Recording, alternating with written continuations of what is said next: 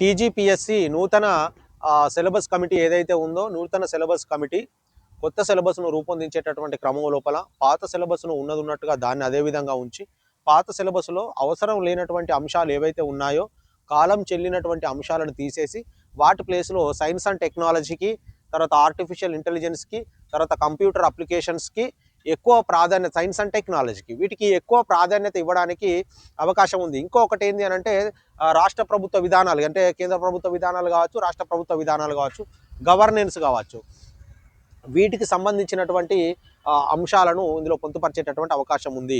అంటే పరిపాలనకు సంబంధించినటువంటి అంశాలను ఇందులోపల పొందుపరిచేటటువంటి అవకాశం ఉంది. కాబట్టి పాత సిలబస్ ఏదైతే ఉంటుందో అదంతా కూడా వ్యర్థం కాదు. ఆ పుస్తకాలు కూడా మీరేం దాన్ని పడేయాల్సినటువంటి అవసరం లేదు, మళ్ళీ కోచింగ్లో పోవాల్సినటువంటి అవసరం లేదు.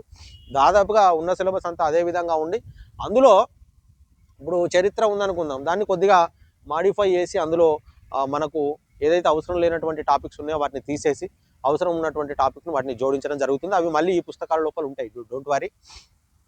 కాబట్టి మీరందరూ కూడా ఎవరు భయపడాల్సినటువంటి అవసరం లేదు. మీ ప్రిపరేషన్ ఎంచక్కా కొనసాగించవచ్చు. మీ రంజిత్ కే.